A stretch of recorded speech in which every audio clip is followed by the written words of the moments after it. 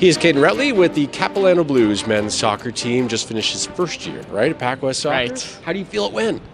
Well, it was a great season. Yeah. We ended up placing second in the league, which was a bit devastating because we totally thought we were going to come out on top.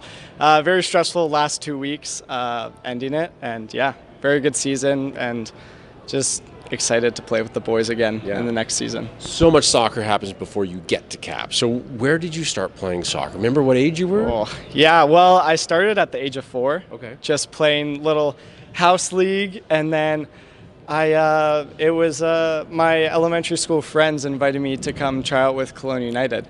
And I tried out with Kelowna United at the age of 7 and played U11, so I played about 4 years up. Whoa. Yeah, and so I had coaching from the UBCO coach, Dante, and that went really well. I played with Kelowna United all throughout those years, collect accolades, tons of them, lots of MVPs, and just showing them what I could do because I was just a very fast kid. And when you're and run. Yeah, exactly. When you're a fast kid and you have a very athletic and competitive mother, she wanted to see me score goals and run fast and be able to point. That's my son, number 8, right there.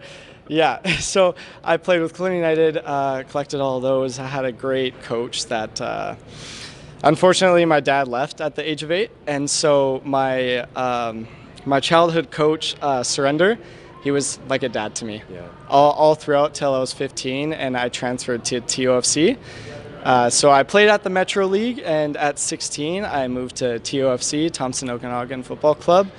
I had about a year there, and then it discontinued the next year.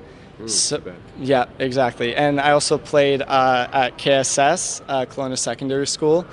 I played soccer there. I broke a school record and scored 11 goals in one game there. In one game? In one game. It was. Was an opposition? I don't want to give away the team, but it might have been against Rutland's High School. Yeah, that was a good game. That was fun. Wish I could have videotaped that and put that on my highlight tape. I would have gotten scouted to all the schools. But yeah, I played there. But I knew I needed to play BCSPL. I needed to play at my top level. And so I went down to Vancouver, and I was looking at all the BCSPL clubs that I played against, and I wanted to play on the top team. And I talked with numerous coaches, emailing back and forth. And I was like, oh my goodness. And I finally had Kai from TOFC email the Fusion coach. And so I was able to get a tryout with them. Went really well. And then I started playing with them. And yeah, we had tons of tournaments, tons of victories, really good, talented team. Yeah. And it was exciting. I also went down to Barcelona. Spain? Yeah, Spain. And so we went to Barcelona, and I took a train down to Valencia, just outside Madrid in Spain. And I played on SIA Academy and won MVP and played against Australia's national team, which was really fun. Scored 2 goals against them, met tons of players that I'll remember for the rest of my life. And just so cool to see players from Denmark, Africa, India. Okay, hang on. Was that an invitation? Was that an open try? Like, how did that It was even an invitation from the tournament at the Las Vegas Mayor's Cup. Okay. It was an invitation, and I went over there in the summer and played with them, and it just went so well. So I was down playing with them for about a month, and oh boy, it was 6 hours and 30 minutes of soccer a day, and we had a 50-minute workout. And we had 3 hours of schooling in the summer, which kind of sucked. Yeah. But we went over the fun stuff. We went over languages, and gratefully I took grade 11 and grade 12 Espanol.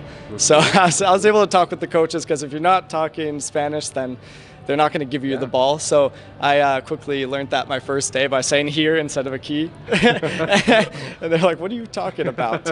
But yeah, it was amazing down there. Yeah. And then in the summer, so high school was ending. Do you want to talk about high school now? Or? Yeah, sure. Let's talk about it. I want more. I want to know more about Spain. Like, so you go there and you have this tournament or this couple of months that you played there. Yeah, I played there for about a month. Okay. Yeah. And then it just ends? They kick you out of Spain? Like, did you do something wrong? No, I didn't do anything wrong. Hopefully not. But they invited me to come down for the year and play with them. So they were playing in League One, and they had UEFA level coaches there, and those coaches were amazing. And it's just so cool with soccer and life, and like how many life lessons you can learn from these guys. Like they can teach you all the skills in the world, but they can also teach you life lessons about what to do in different situations, and you take it on and off the pitch. And it's really helpful. So they invited me down for the year to play with them, but it was about $10,000 for my own schooling, because I would have had to had English schooling there, or I could have done online, but that's kind of expensive as well. Sure. So it was more of the price factor that I wasn't able to stay down there, just because I'm not able to do math and Spanish. So I can't do it in English, so don't feel bad. Yeah. So tell me about Capilano then. When did you decide to go to Capilano? Wow. So it was a journey. Yeah. It was a journey after high school. Sounds like it. Yep. I tried almost everywhere to try to get my name out there. We're calling back to the Las Vegas Mayor's Cup. I got a couple offers from there. Rome City Institute, way too expensive to live in Rome, I'll tell you that, but really nice field. Coliseums are beautiful. Yeah, really good invitation there, and nice coach, but not going to work out financially. And got an offer from a D2 school out in the US, but I wanted to play at a higher level than D2. D1 would be my first pick.